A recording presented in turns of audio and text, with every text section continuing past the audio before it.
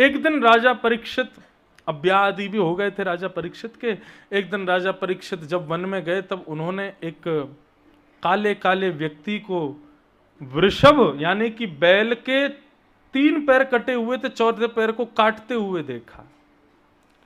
जब इस दृश्य को देखा तो जाकर के उन्होंने तलवार से उसका वध करना चाहा। वो शरण में आ गया, बोले मत मारो, मैं कलयुग हूं। कलयुग?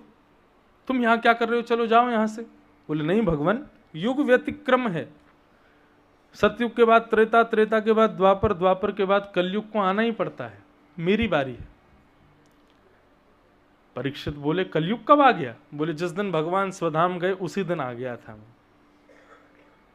अच्छा, लेकिन कलयुग तुम अब रह नहीं सकते, मेरी आज्ञा के बिना तुम यहां पर नहीं रुक पाओगे, चले जाओ यहां से। कलयुग बोला कहां जाऊंगा, आगामी इतने लाख वर्षों तक मेरा ही युग चलने वाला है, या तो आप मुझे बांध दीजिए नहीं तो मैं सब जगह फैल जाऊंगा।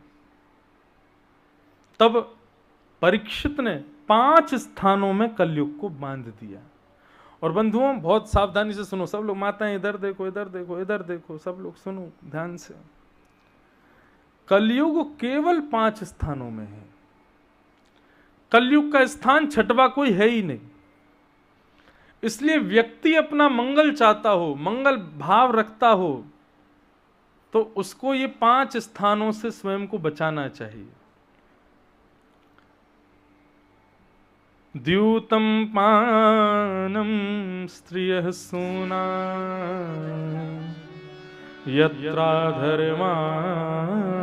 यत्राधर्माश्चतुर्विध पुनश्च याचमानाय जातरूप मदात् प्रभो। 5 स्थान। पहला द्यूतम, जुए में रहना। दूसरा पानम, मदिरा सुरा पान में रहना। तीसरा पराई स्त्री परपुरुष संग में रहना। चौथा हिंसा में रहना। और 5वां अनीति से कमाए गए धन में रहना।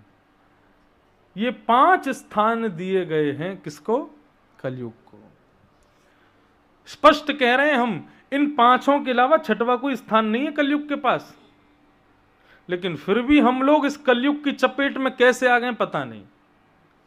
विचार कीजिएगा, इन 5 में से किसी एक का प्रवेश तो है घर में, तभी हम लोगों के जीवन में कलयुग आ गया है। मतलब हम जन्मे भले ही कलयुग में हैं, लेकिन कलयुग का प्रभाव यदि हमारे ऊपर हो रहा है ना, ये क्रोध आना, द्वेष उत्पन्न होना, मद का भाव होना, ईर्ष्या होना, ये सब कलयुग के प्रभाव हैं। अगर ये सिम्टम्स हमारे अंदर दिखाई दे रहे हैं, इसका मतलब कलयुग का प्रभाव है। और कलयुग का प्रभाव है तो इसका मतलब इन 5 में से कुछ एक में हमारा प्रवेश तो है। कौन कौन से? फिर सुनो। पहला जुआ, द्यूतम। जुआ लोग सोचते हैं केवल खेल में जो लोग खेलते हैं नुक्कड़ पर बैठ के वही जुआ है ना। ये जो शर्त लगाते हैं ना, बात बात पे लगी 500 की शर्त, बोले हाँ ये भी जुआ है, अगर ऐसा हुआ तो मैं तुझे 10 रुपया दूंगा, ये भी एक जुआ है। मतलब लक्ष्मी के स्तर को इतना गिरा देना कि छोटी छोटी बातों पर उसका प्रयोग करने लग जाना, ये जुआ ही है, द्यूतम। दूसरा पानम, मद्यपान, सुरापान, भक्ष भक्ष खान, ये आदि आदि तामसी पदार्थों को अपनी जिह्वा पर धारण करना, ये कलयुग का लक्षण है। तीसरा परिस्त्री परपुरुष संग, विवाह के पश्चात अन्यत्र किसी के प्रति भाव नहीं होना, यदि है तो कलयुग का प्रभाव है, कलयुग है। हिंसा, मारकाट, कलेश करना, लड़ाई झगड़े करना, पूरे माहौल को दूषित कर देना, ये सब कलयुग है। और सबसे अंतिम, मुझे लगता है सब इसमें फंसे हैं, क्या? बिना मेहनत के कमाया गया धन, अनीति से कमाया गया धन, उसमें कलयुग रहता है। आप कहोगे महाराज जी जुआ खेलने से पाप कैसे लग जाता है? वो आपके लिए धन है, आपके लिए 10 रुपया है, आपके लिए 100 रुपया है, लेकिन वो साक्षात लक्ष्मी है। लक्ष्मी को दाव पर लगाओगे, किसी की पत्नी को दाव पर लगाओगे तो पति छोड़ेगा, लक्ष्मी को दाव पर लगाओगे तो नारायण छोड़ देंगे। दूसरा, सुरापान, मद्यपान, ये सब पान क्यों वर्ज्य बताए जाते हैं? अरे बंधुओं, हमारा देह क्या है? इस देह को शास्त्रों में देवालय कहा गया। ये देवालय है। क्यों? क्योंकि हृदय में भगवान रहते हैं। ईश्वरः सर्वभूतानां हृदय सेर्जुन तिष्ठति। मैं सबके हृदय में रहता हूं, भगवान स्वयं कहते हैं। और यदि भगवान हृदय में रहते हैं तो ये देह देवालय है। और यदि देह देवालय है तो मंदिरों में कभी सुरापान नहीं की जाती, मंदिर में भक्ष नहीं खाया जाता। लेकिन ये फिलॉसफी मुझे समझ नहीं आती। व्यक्ति मंदिर में नहीं खाता, मंदिर में सुरा नहीं पिएगा, मंदिर में गलत नहीं खाएगा, मंदिर में दूषित तरीके से नहीं जाएगा। क्यों? ये मंदिर है। अरे तेरा शरीर भी तो मंदिर है, वो तो इंसान के द्वारा बनाया मंदिर, तेरा शरीर तो भगवान ने बनाया है। इस मंदिर को पवित्र क्यों करता है?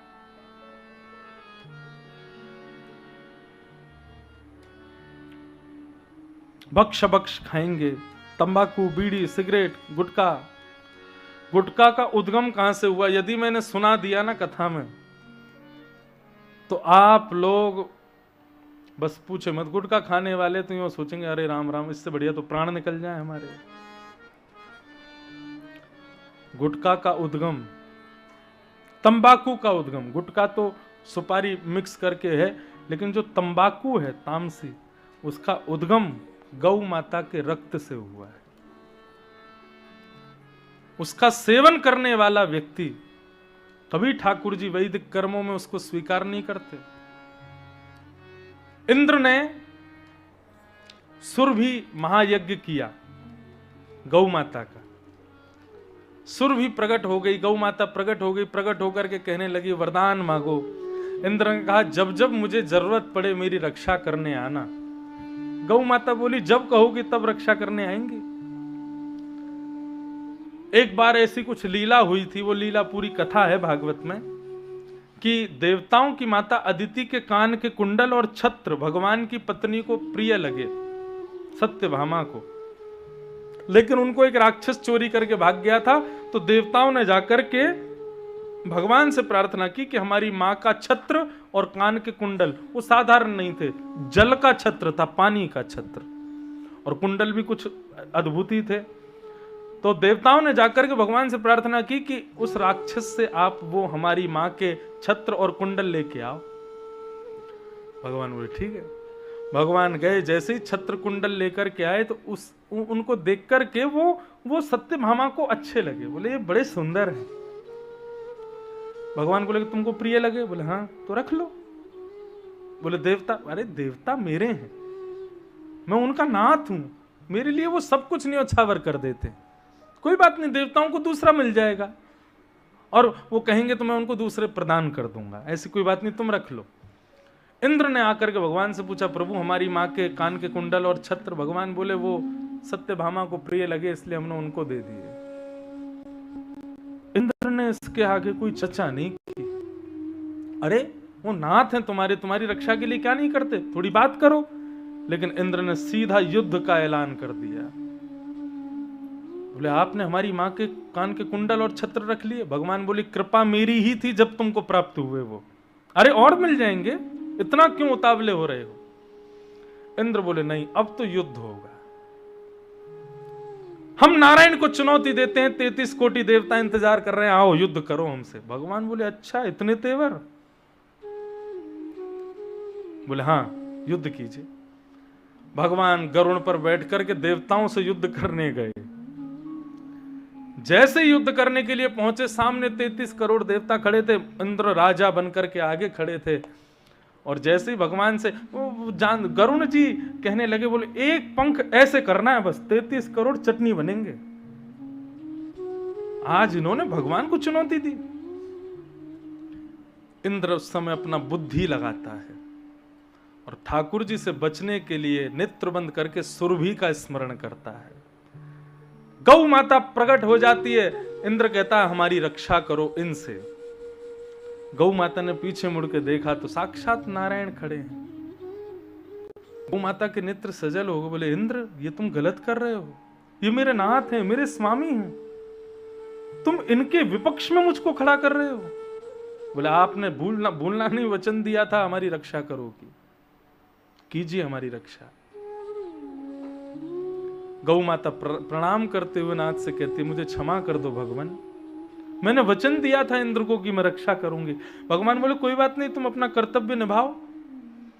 और 33 करोड़ देवताओं के सामने सुरभि ने अपने 33 करोड़ स्वरूप प्रकट कर दिए और इंद्र ने कहा यदि हम पर आक्रमण करना है तो पहले इनका वध करो। भगवान वो कभी नहीं कर सकते। ठाकुर जी ने गरुण जी को कहा गरुण वापस चलो, इस युद्ध में नारायण की हार हुई, घोषणा कर दो। गरुण जी बोले भगवान ऐसा नहीं हो सकता। बोले हो गया, ब्राह्मण, गौ और ब्रजवासी, इनसे हम कभी जीतना नहीं चाहते, चलो। तब गरुण जी ने क्रोध में भर करके गौ को देखा, बोले कि तुम्हारे लिए नाथ क्या नहीं करते, गौ ब्राह्मणार्थाय, गौ सेवार्थाय, सब कुछ तुम्हारे लिए करते हैं और आज तुम उनके विपक्ष में खड़ी हो। बोले आप समझिए मैं विपक्ष में खड़ी नहीं हूं, मेरी मजबूरी है। गरुण ने क्रोध में भर करके कुछ कहा तो नहीं, लेकिन जैसे ही ठाकुर जी को लेकर के गरुण जी उड़ने लगे तो क्रोध में भर करके गरुण जी के पंखों से इतना भयंकर वायु का प्रवाह प्रकट हुआ, उस वायु के प्रवाह से 33 कोटि देवता गिर पड़े दूर जाकर के, गाय भी एक दूसरे से टकरा करके दूर कहीं गिरने लगी। क्षोभ में हुई उन गायों के अंग से निकलने वाला रक्त पृथ्वी पर गिर गया और उसी से इस तामसी तंबाकू का प्रादुर्भाव हुआ, जिसको लोग मुख में दबाए बैठे रहते हैं और फिर ऐसे रोग के शिकारी होते हैं जिससे उनको भगवान भी नहीं बचा पाते। ये गौ हत्या के समान है। तांबूल पाइए, पान खाओ, कोई दिक्कत नहीं है, वो तो भगवान भी पाते हैं, लेकिन उसमें तामसी वस्तु को मिलाकर के उसका सेवन करना,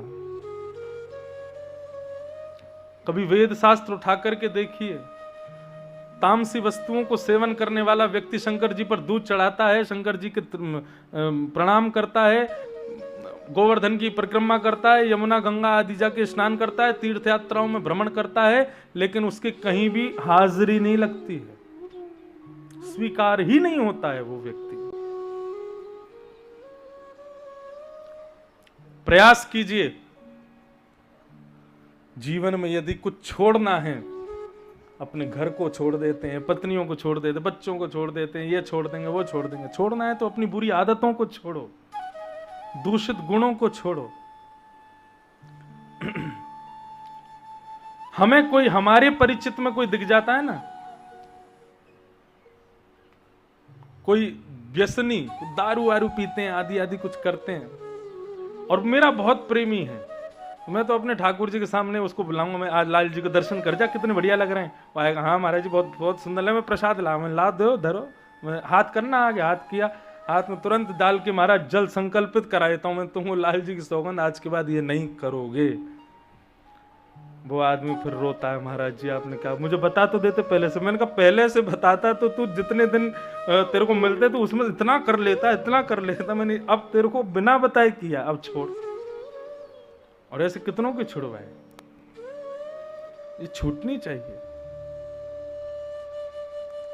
तांबूल प्रिय है, पान प्रिय है। अभी बनारस में हमारी कथा थी, खूब पान खाते थे हम, पान खा कथा करने जाते थे, कोई आपत्ति नहीं है, लेकिन ये तामसी पदार्थों को अपने मुख पर धारण मत करो।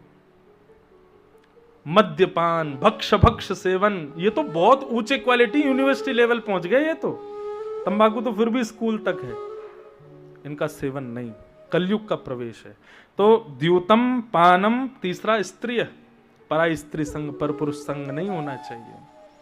हिंसा, हिंसा का मतलब क्या है? किसी के हृदय को क्षोभ पहुंचाना, कष्ट पहुंचाना, अपनी क्रियाओं से, अपने व्यवहार से, अपने बातों से, आदि आदि इन सब चीजों से ये सब करने वाला व्यक्ति भी कलयुग में है। और अंतिम और पांचवा स्थान ठाकुर जी ने प्रदान किया, अनीति का धन, बिना मेहनत के कमाया गया धन। ये 5 स्थानों में कलयुग निवास करता है, 6वां स्थान कलयुग के पास नहीं है। जो इन 5 से बचा हुआ है, यदि वो यहां बैठा है तो उसको मैं प्रणाम करता हूं, क्योंकि वो कलयुग में नहीं है, वो सतयुग में जी रहा है। कलयुग में वही है जो इन 5 में बंधा है। राजा परीक्षित ने 5 स्थान दिए, लेकिन राजा परीक्षित स्वयं भटक गए। लौट करके आए, अपनी तिजोरी खोल करके देखी तो वहां एक मुकुट रखा था, और वो मुकुट जरासंध का था। जरासंध ने उस मुकुट में बहुत सारी मणियां लगाई थी, जो कि अनीति से, छल से मार करके लगाई थी राजाओं को। अनीति का धन है। परीक्षित ने केवल देखने के लिए कि मैं कैसा लगूंगा पहन करके, अपने जैसे ही मस्तिष्क में धारण किया। अनीति का धन है वो, बुद्धि बिगड़ गई। कलयुग जब हमारे घर में आता है तो जिन बातों को, जिन क्रियाओं को हमारे पूर्वजों तक ने नहीं किया, हमारे दादी दादा ने नहीं किया, वो यदि घर में होने लग जाए तो समझ लेना कि कलयुग आ गया है घर में, उसका प्रवेश हो गया है। जिस राजा के यहां पर हिंसा करना पाप था, वो आज राजा धनुष बाण उठा के अपनी सेना से कहता है कि चलो मैं वन में शिकार खेलने जाऊंगा। सेना देख करके आश्चर्य कर रही है, बोले हमने आज तक नहीं सुना कि राजा परीक्षित बोलते हो कि मैं शिकार खेलने जाऊंगा। शिकार खेलने के लिए वन में गए, एक भी जानवर मार नहीं पाए, तो आते ही नहीं था। लेकिन प्यास से व्याकुल होकर के राजा परीक्षित एक ऋषि के यहां पहुंचे। शमिक ऋषि समाधि में बैठे थे। समाधि में बैठे ऋषि से कहने लगे, हे ऋषिवर, इस भूमि का राजा परीक्षित आपके सन्मुख आया है, प्यास से व्याकुल है, पानी पिलाइए। लेकिन वो ध्यानस्थ बैठे थे। ध्यान में बैठे हुए ऋषि को देख करके राजा परीक्षित बोला, अच्छा पाखंडी ढोंग करता है मेरे आगे। यह भी कलयुग का लक्षण है कि जब कोई तिलक लगाया हुआ व्यक्ति, कंठी पहना हुआ व्यक्ति, धोती पहना हुआ व्यक्ति, चोटी पहना हुआ व्यक्ति इन कलयुगियों के सामने से जाता है तो ये उसको देख के हंसते हैं। उसके तिलक को देख के, उसके स्वरूप को देख के, मैं धोती पहन के जब फ्लाइट में बैठता हूं तो लोग सोचते हैं एलियन आ गया कोई। जब एयरपोर्ट पे घूमता हूं तो वहां के लोग ऐसे देखते हैं, पीछे मुड़ मुड़ के, देखो ये कोई घूम रहा है। लेकिन हम उसको पॉजिटिवली लेते हैं। मैंने कहा लोगों ने 20-20, 25-25 हजार, 1-1 लाख रुपए के सूट पहन रखे हैं, कोई नहीं देख रहा उनको। हमने 300 रुपए की धोती, 200 रुपए की बगलबंदी पहनने की, सब हमको ही देख रहे हैं। आदमी तैयार क्यों होता? आप शादी में लाख रुपए की शेरवानी पहन के जाना और मैं इसी सब कपड़े में आऊंगा, देखना सब मुझे ही देखेंगे। लोग कहते हैं बारातियों को कोई नहीं देखता, दूल्हा को देखते हैं, लेकिन हम जहां जाते हैं वहां दूल्हा को भी नहीं देखता कोई। ये देखते हैं ये कोई विचित्र है, भले ही किसी भी भावना से देख रहे हो, लेकिन देखते हैं। एक बार मुंबई एयरपोर्ट की बात है, तो मैं आ रहा था तो सिक्योरिटी चेक हो रहा था, तो मेरे साथ में एक पंडित जी थे। वो पंडित जी का दूसरा सिक्योरिटी चेक हो रहा था। तो पुलिस वाला उनको देख के बोला, कहाँ से हो आप लोग? बोले हम लोग वृंदावन से। अच्छा। तो सिक्योरिटी चेक करता हुआ बोले कौन कहता है आदमी धोती में हैंडसम नहीं लगता? आप लोगों को ही पूरा एयरपोर्ट देख रहा है, देखो कितने हैंडसम लग रहे हो आप लोग। इस स्वरूप का अंदाज ही अलग है। हम तो क्रिकेट भी धोती पहन के जाते हैं खेलने, भले ही हार गए हों आज भाटापारा से। आज पहले दिन है ना, तो व्यास हैं, इसलिए श्रोताओं का मान बढ़ाया। कल तैयार रह जाइयो भाई, सवेरे सबरे। स्वरूप का अपना भाव है, लेकिन राजा परीक्षित ने उनके रूप को नहीं समझा। कलयुगी व्यक्ति जब किसी को देखता है, कोई तिलक लगा रहा है, परिक्रमा कर रहा है, पूजा आरती कर रहा है, तो वो हंसी उड़ाते हैं, क्या आप लोग करते रहते हो। उनकी भावना ऐसी, ये समझ, ये कलयुगी के लक्षण हैं। राजा परीक्षित ने कहा, ढोंगी, पाखंडी, एक राजा तुम्हारे सामने खड़ा है और तुम यहां पे ध्यान लगा रहे हो। एक मरा हुआ सर्प अपने बाण से उठा करके राजा शमिक के, ऋषि शमिक के गले में डाल दिया और चले गए। ये दृश्य कुछ बालकों ने देखा और जाकर के शमिक ऋषि के पुत्र श्रृंगी को बताया। श्रृंगी को जैसे ही पता चला कि मेरे पिता के गले में मरा हुआ सर्प डाल दिया राजा परीक्षित ने, अपने हाथ में कौशिकी नदी का जल लेकर के इति लंघित मर्यादम तक्षकः सप्तमे हनि, मर्यादा का उल्लंघन करने वाले राजा परीक्षित ने मेरे पिता का अपमान किया है, मैं उसको श्राप देता हूं, आज के 7वें दिन तक्षक सर्प उनको डस देगा, उनकी मृत्यु हो जाएगी। श्राप दे दिया। पुत्र श्रृंगी लौट करके आए, अपने पिता के गले में मरा हुआ सर्प देख करके व्याकुल हो गए। पिता की समाधि जैसी टूटी, पिता ने देखा पुत्र रो रहा है। बेटा रो क्यों रहे हो? बोले पिताजी आपके गले में मरा हुआ सर्प पड़ा है। उन्होंने उतार के उसको दूर फेंक दिया।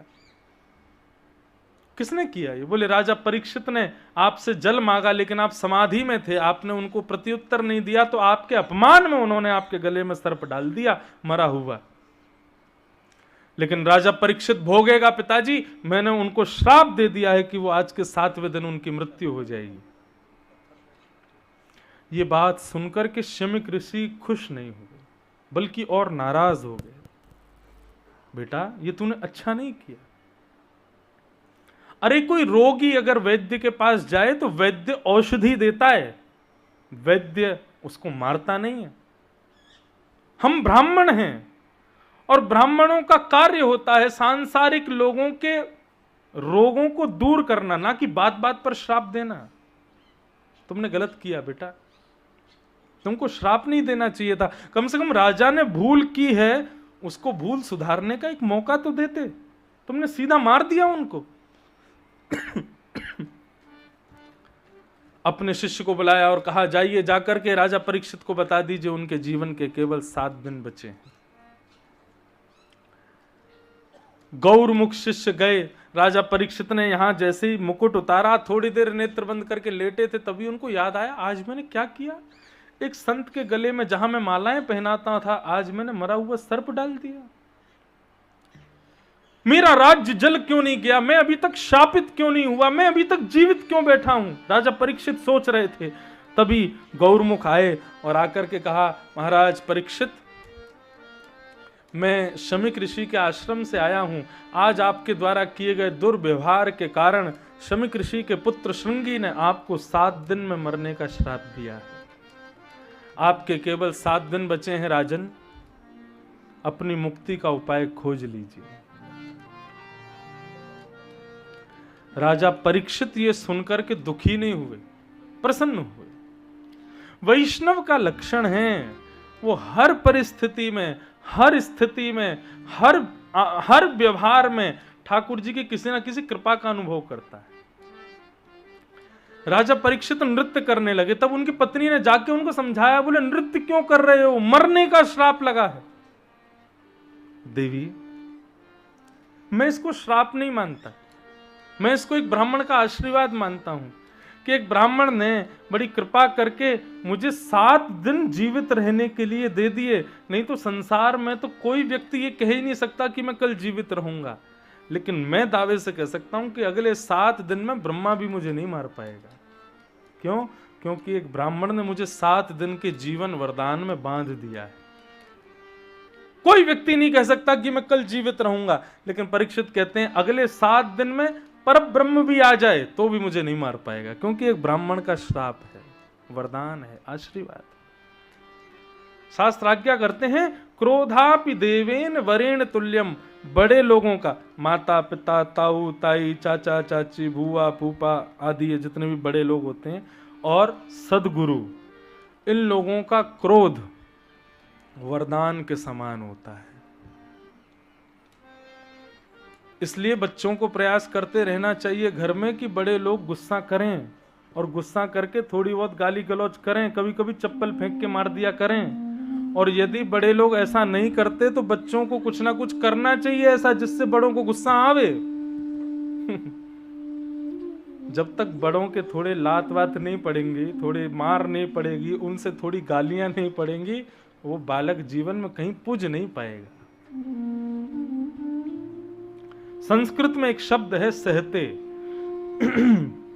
सहते शब्द के 2 अर्थ होते हैं, पहला सहना और दूसरा जीतना। जिसने जीवन में सहा है वही जीता है। इसलिए बाहर के लोग तुमको ऐसा कुछ करवा में, उससे बढ़िया अपने माता पिता का ही सहन कर लो, उनसे ही गालियां खा लो।